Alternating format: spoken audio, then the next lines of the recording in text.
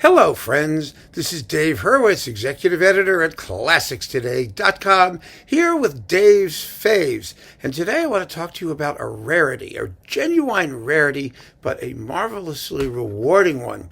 It's music by Carl Vigel, his Symphony Number 5, the Apocalyptic. Yeah.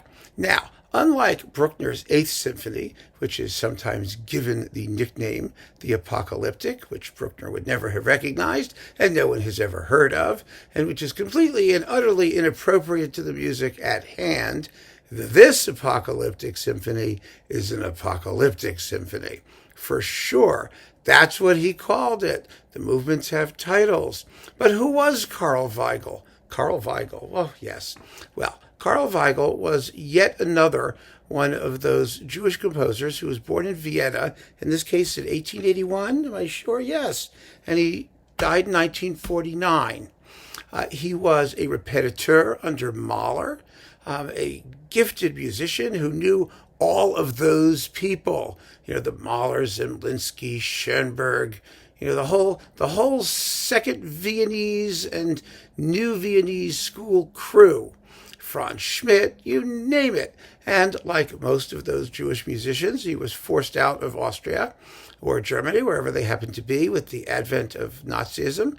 And he wound up in the United States, where he continued to compose, achieved a measure of success, you know, as a composer, very little success, because there was just a lot of refugee musicianry hanging out in the United States at the time. He wrote this symphony at the height of the Second World War. He wrote 6 in all, by the way. And it was not premiered until after he died in 1968 by none other than Leopold Stokowski. So Weigl was not a complete unknown. Let's put it that way. Unfortunately, not every composer could make a career as a composer, whether in their native land or in their adopted land. But he had a decent life here, apparently, and dedicated the symphony to the late FDR, Franklin Delano Roosevelt. I think it was a genuine gesture of sincere gratitude and affection towards his adopted country. You might note that Korngold's Symphony in F sharp minor was also dedicated to the memory of FDR, and also written at about the same time. So there was something like that in the air. And this is a marvelous symphony, absolutely first class. Let me just tell you what the movement titles are, so you get a sense of it. It has the usual 4 movements. It's Evocation, and the opening Evocation is marvelous. It begins actually with the orchestra coming out on stage and tuning, which is an interestingly avant-garde gesture for what is otherwise a very tonal, very, very fin de siècle type symphony.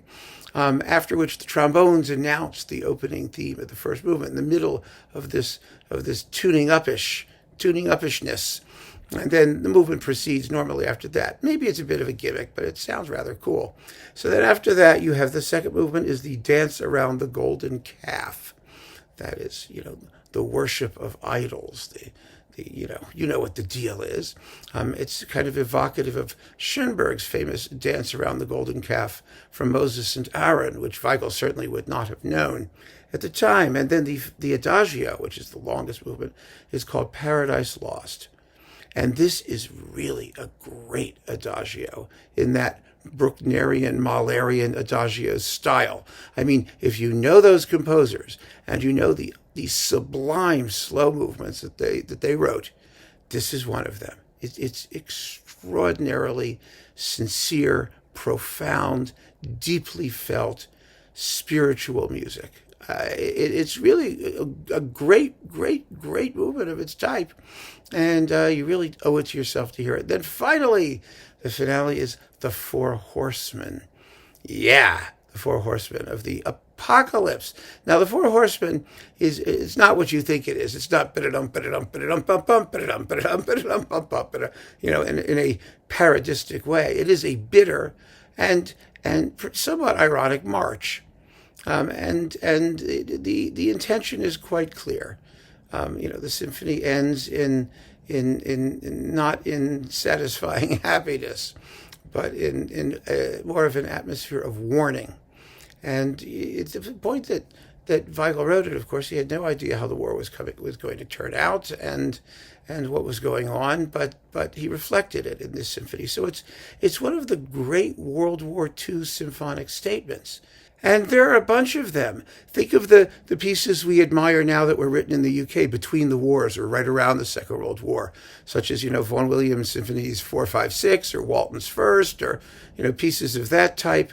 It's a very, very uneasy and masterful work of its period that deserves to be preserved. And this performance features Thomas Sanderling and the Berlin Radio Symphony Orchestra. It's a first-class performance of a work that deserves to be in the repertoire. And you also get the Fantastisches Intermezzo of 1921, which is a completely different piece in terms of its character, but which is wonderful. I mean, Weigl originally wrote it as part of his second symphony, but he thought that it made the piece too long and it deserved an independent existence. And so you get that here as well. And it's absolutely delicious. Brilliant work of a virtuoso composer.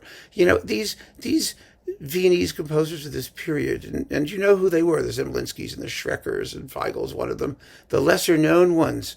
They were incredibly well-trained musicians. Korngold was one. I mean, they really knew how to write.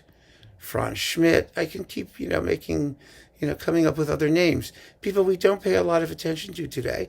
Not all of them were equally inspired, but they were superbly well-trained and extraordinary writers for the orchestra. And Weigl is certainly one of those. This recording is on BIS. It's available, it's wonderful, and it's one of those works that really you ought to get to know. And a composer whose work you ought to get to know. There's much more of his music available. There's some on BIS, there's some on Capriccio. So we can do some Weigl. You can follow your interest. He's a very, very, very good composer. So keep on listening, friends. Try your Weigl. You'll be glad that you did. Take care.